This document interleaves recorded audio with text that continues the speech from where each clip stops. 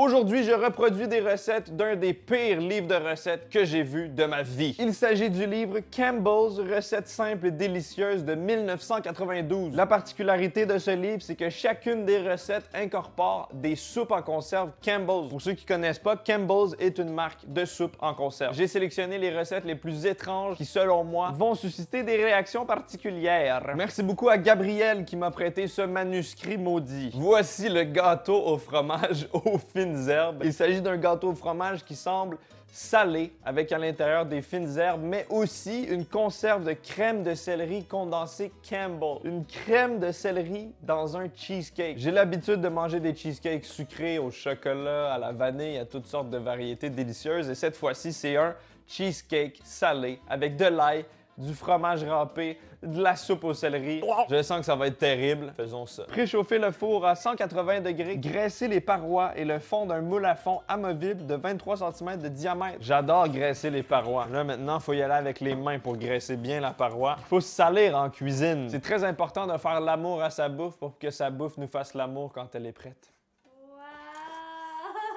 Wow. Voilà, c'est graissé. Mes mains aussi. Enchanté, madame. Madame, enchantée. Enchantée, madame. Dans un mélangeur, combinez le fromage à la crème. Ça part là-dedans. Bon. La crème sûre. Si vous savez pas c'est quoi, c'est de la crème fraîche, mais avec un goût sûr. C'est une crème certaine d'elle-même. C'est comme une crème fraîche, mais qui est moins fraîche. Et la soupe. Crème de céleri condensée. J'ai tellement hâte d'essayer ce gâteau, ma foi. Oh, ça donne envie de déguster ça. Miam, miam, miam. Je sais que ça peut paraître étrange, je suis d'accord avec vous. On garde quand même notre esprit ouvert, on a fait de belles découvertes sur cette chaîne. On sait jamais ce qui peut arriver. Quand on y pense, du fromage c'est salé, cheesecake salé, ça a du sens. Mélanger au robot culinaire ou battre au mélangeur électrique à vitesse moyenne. Ah, ça pue! Ah, on dirait une salade de patates. Les belles recettes québécoises. Incorporer les œufs, hop, le romano, le bon fromage, l'ail, la fécule de maïs. Ça va sûrement épaissir la consistance de notre gâteau. Le basilic, le thym, l'estragon. Voilà. Et le poivre. Mélanger ou battre jusqu'à ce que le mélange soit lisse. Let's go! On commence à avoir une belle texture. Une bonne odeur aussi. Ça a l'air très crémeux. Regardez ça. Ah, des beaux morceaux d'ail là-dedans, puis de fines herbes, puis de soupe. Et on verse ça dans le moule. Vous devriez voir l'expression faciale de la caméraman en ce moment. C'est un mélange complexe d'émotions. Ça sent bon, mais pas pour un cheesecake. Je me demande à quel point la crème de céleri est essentielle dans cette recette. On va venir étendre le tout. Ça, c'est une technique que j'ai appris à l'hôtel de pâtisserie. On tourne le moule pour faire un effet centrifuge. Ensuite, on tape, deux comme ça, deux comme ça. Faire cuire au four 1 heure ou jusqu'à légère coloration dorée. Ici, Gurki du lendemain. Finalement, on a décidé de laisser reposer le gâteau au fromage toute la nuit comme conseillé. J'ai fait des cauchemars de ce gâteau au fromage et aux fines herbes et c'est finalement le moment de le démouler et de le manger. Visuellement, c'est un peu brun foncé, pas tout à fait comme sur l'image. Ça m'inquiète un peu, mais on va voir. Oh no! Ça a collé sur le côté ici, ça a été mal beurré. Malheureusement, on a perdu un côté, mais c'est pas grave. Ce n'est qu'un point de vue esthétique de la chose. Ça a été très mal beurré, j'ai l'impression. Qu'est-ce que moi d'hier a fait? Regarde! Non! Voilà. Oh non, le fond! Le fond a collé. Je pense qu'on va le laisser dans ce sens-là. Je vais essayer de tailler un peu les côtés pour que ça soit plus beau. Puis avec le glaçage, tout va être parfait. La texture est vraiment bizarre. On dirait que ça s'effrite beaucoup. Ça ressemble un peu à un cheesecake, mais un peu sec, qui se défait, qui se désintègre. J'essaye de l'améliorer, mais il n'y a pas grand-chose à faire. J'ai l'impression que c'est une cause perdue. Maintenant, on rajoute le glaçage qui est de la crème sûre. Je mets ça là-dessus. Plat! Et on répand. Ah, ça devient tout de suite plus beau. C'est magnifique. Ça me remplit l'appétit. Bien, mais... On en met juste sur le dessus, comme sur l'image. Maintenant, on vient placer des petits morceaux de poivron rouge de façon circulaire pour créer un petit design à notre gâteau. Je m'applique vraiment beaucoup en ce moment. C'est mieux d'être bon. Un peu de basilic séché dans le milieu pour rendre ça un peu plus vert. Le tour est joué! Déjà que la recette de base est affreuse, la mienne est encore pire. C'est le moment de servir cette beauté. Le gâteau vient de s'affaisser au moment où j'ai mis le couteau. On dirait que je suis pas entièrement confiant de la texture. Ça a l'air de quoi? Un cheesecake? Mousseux? Belle texture? Je sais pas pourquoi ça a vraiment pas l'air d'être la même texture que sur la recette. Pourtant, j'ai suivi les mêmes étapes, les mêmes ingrédients. J'ai été très précautieux. J'ai été très précoce. Non, c'est quoi le mot? Prétentieux. J'étais très provincial. Merci à ce livre Campbell's des recettes simples et délicieuses de 1992 pour cette recette de gâteau au fromage aux fines herbes. C'est le moment de goûter. Un beau morceau de poivron, un beau morceau de crème sûre, un beau morceau de gâteau.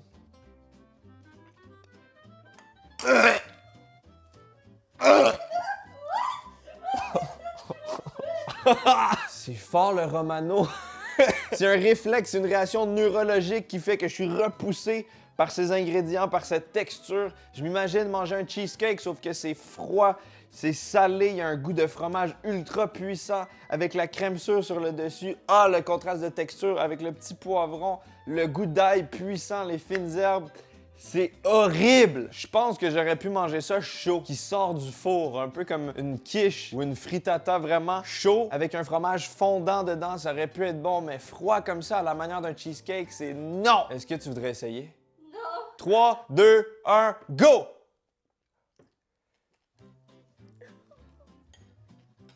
C'est bon?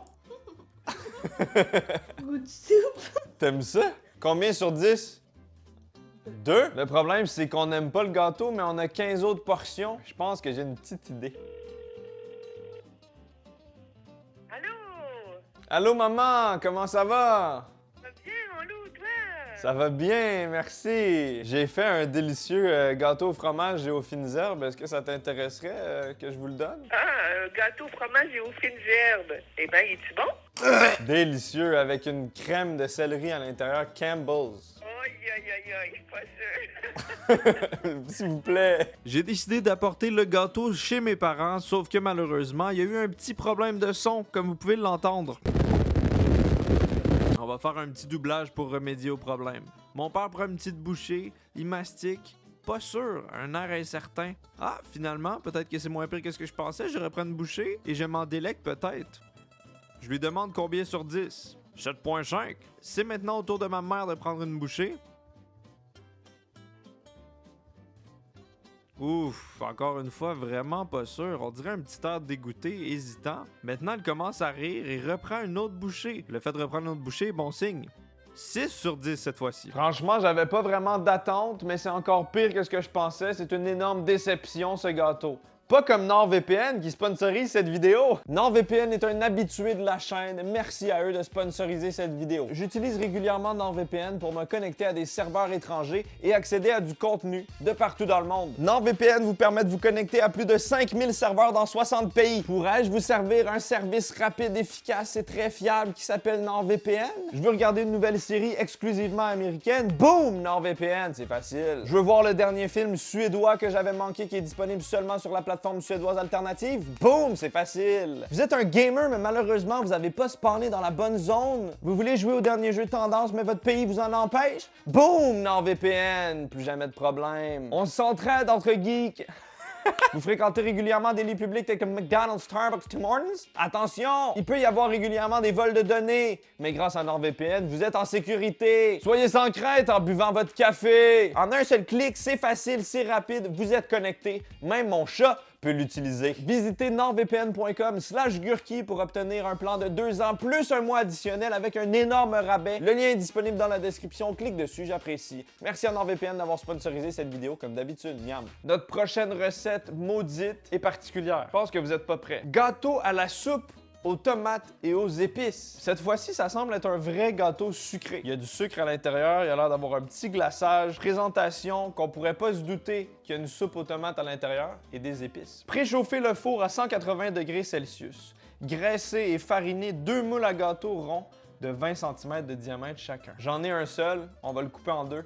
Ça va faire la job. Le graisseur de parois est de retour. J'ai appris cette technique lors de ma retraite en Italie. J'ai fait un stage de 3 mois en pâtisserie italienne. Pour fariner le moule, on utilise de la farine. En ce moment, je simule une tempête de neige québécoise. Regarde comme c'est beau les flocons. Dans un grand bol, combinez la farine, le sucre, la poudre à pâte, le piment de la Jamaïque, la cannelle, les clous de girofle. Ces effluves m'évoquent le joyeux Noël du temps des fêtes. La soupe, la crème de tomate, je l'ai beaucoup consommée dans ma jeunesse, avec un petit grilled cheese à côté, là. Miam. Ma mère l'utilisait même dans des macaronis. C'est genre un macaroni tomate avec du beurre et tout. Tu connais ça?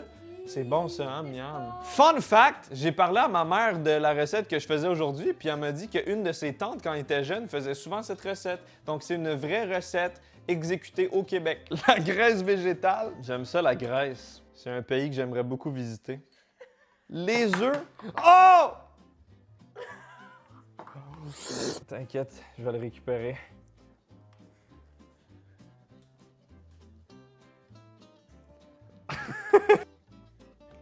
T'as mis du jus de table! Mais c'est propre, on l'a lavé! Un œuf, mais on n'en met pas neuf. H2O. Le soda à pâte au mélangeur à faible vitesse, bien mélangé en raclant continuellement les parois du bol. Wow! Oh miam! On a obtenu une très belle texture lisse, homogène, qui donne faim. On verse ça dans le moule. Wow! C'est comme un peu un genre de pain d'épices, en termes d'épices.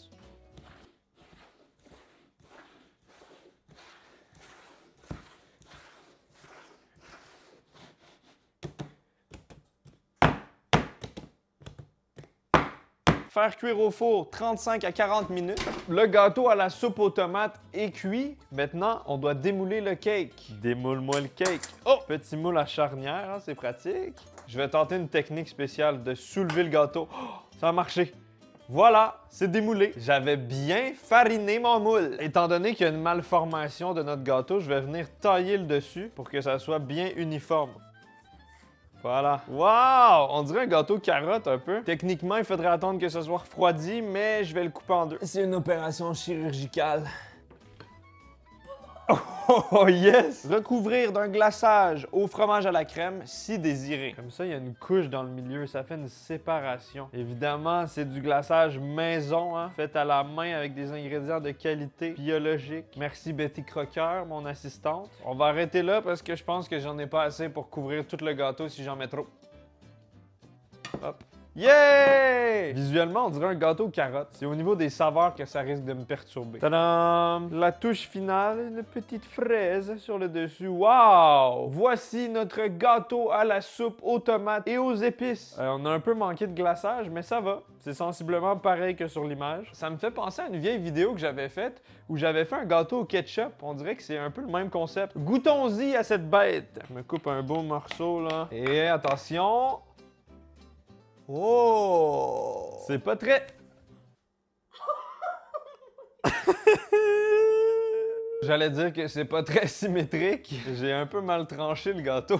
Bon appétit. Gâteau à la soupe aux tomates et aux épices.